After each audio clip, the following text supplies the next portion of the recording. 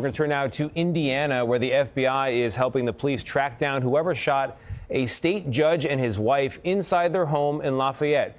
Both did survive the shooting. Chief Correspondent Matt Gutman, though, has been speaking with his law enforcement contacts about what happened. Matt, good evening. What have you learned? Tony, authorities in Indiana have launched that manhunt looking for that assailant who they say blasted a shotgun through the front door of that judge's home in a brazen middle-of-the-day attack on Sunday. Hello, everyone.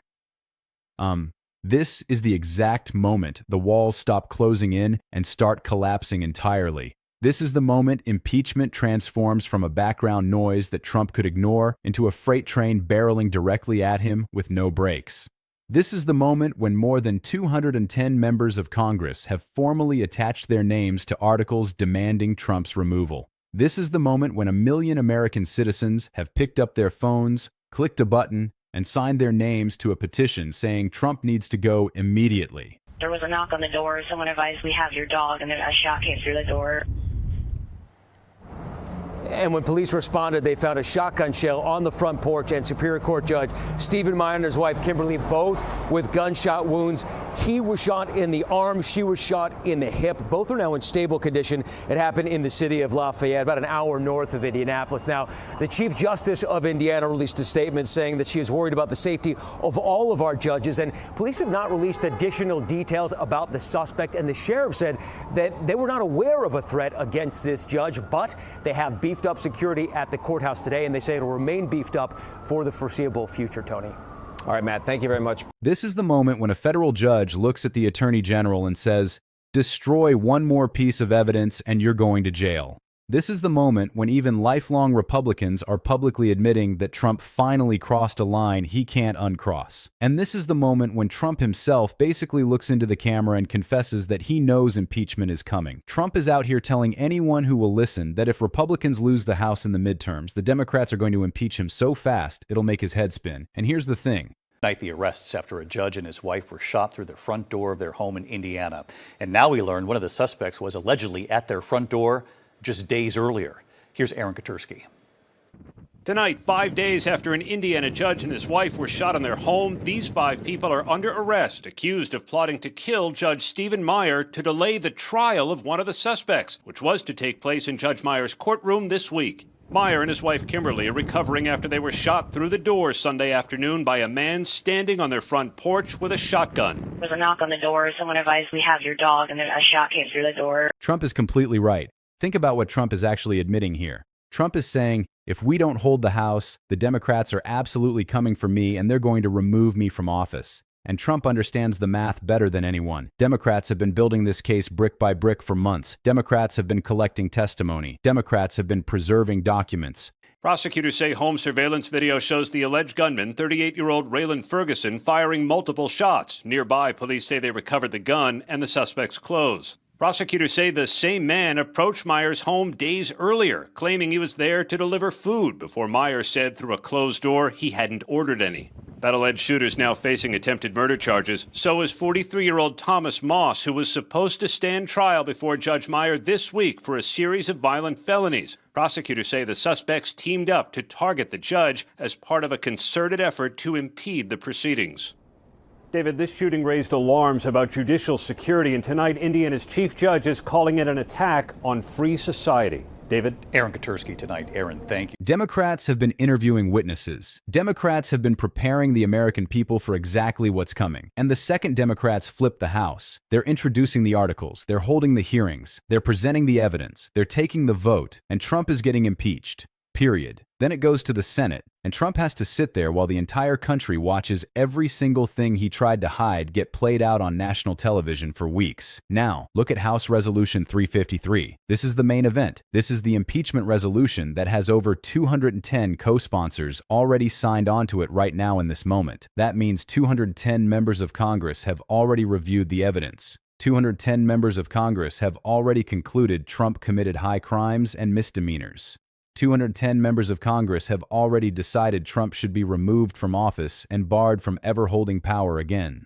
That's actually more than a simple majority of the entire House. That means if Democrats were in control of the floor right this second, impeachment wouldn't just pass. It would pass with a landslide. It would pass with room to spare. It would pass with bipartisan votes almost certainly. But Republicans are still clinging to control by the thinnest possible margin because they won the last election. So impeachment is parked. It's waiting. It's sitting there with 210 names on it, just waiting for the midterms to flip the switch. And when that switch flips, it's game over. The articles inside Resolution 353 are devastating. There are 7 distinct charges, and every single one is backed by hard evidence. One article charges Trump with obstruction of justice for interfering with investigations into his conduct. One article charges Trump with abuse of trade authority for illegally imposing tariffs that the Supreme Court explicitly said he had no power to impose. One article charges Trump with violating the First Amendment by systematically attacking and intimidating the free press. One article charges Trump with emoluments violations for using the presidency to personally enrich himself and his family. And multiple articles charge Trump with general abuse of power across different contexts and different scandals. These aren't made-up charges. These aren't political hit jobs. These are the exact kinds of charges that have justified impeachment throughout American history. And Democrats have the receipts. Democrats have the phone records. Democrats have the testimony. Democrats have the documentation. Democrats have everything they need to make this case airtight. And then there's Representative Al Green with a separate resolution, Resolution 939. That one charges Trump with promoting violence against his political opponents and abusing power in ways that threaten the safety of American citizens. That resolution has its own set of co-sponsors ready to move forward.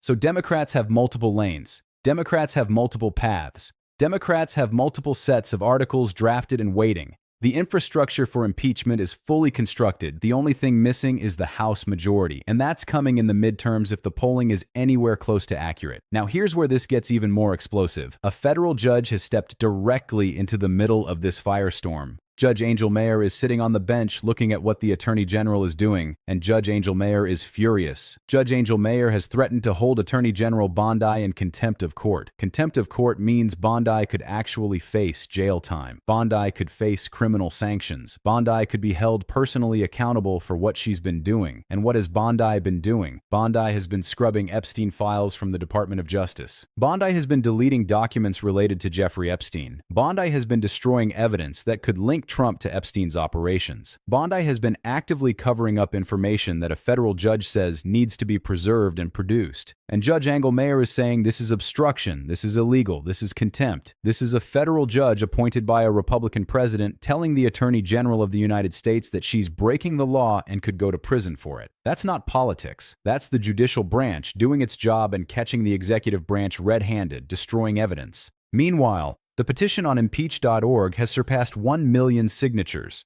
1 million Americans have taken time out of their day to find that petition, click it, and demand Trump's impeachment. 1 million people is not a fringe movement. 1 million people is not a small group of activists. 1 million people is a massive grassroots uprising that shows the country exactly where public opinion is headed. That petition is going to be waved around in hearings. That petition is going to be cited in debates. That petition is going to be used to show members of Congress that their constituents want action. 1 million signatures is political cover. 1 million signatures is momentum. 1 million signatures is proof that the American people are ahead of the politicians on this issue. Trump sees all of this happening. Trump watches the co-sponsors add up. Trump watches the signatures climb. Trump watches a federal judge threaten his attorney general with jail. Trump watches his own party members start to fracture. And Trump is basically admitting defeat before the fight even starts. Trump is saying publicly, if Republicans lose the midterms, the Democrats are going to impeach me, and there's nothing I can do to stop it. Trump is telling the world that he knows what's coming. Trump knows what he's done. Trump knows the evidence exists. Trump knows the testimony is locked and loaded. Trump knows the witnesses are ready to talk. Trump knows the documents are preserved. Trump knows the case against him is overwhelming, and Trump is terrified. Let's walk through exactly what happens the moment Democrats take the House. On day one, the articles come out of committee. On day one, the resolutions get introduced to the floor. Within the first week, hearings begin. Witnesses testify. Evidence gets presented. The American people watch live television coverage of Trump's crimes being detailed in excruciating specificity. Then the House debates. Then the House votes, and Trump becomes the first president in history to be impeached twice. Then it goes to the Senate. Then the trial begins. Then every senator has to go on record.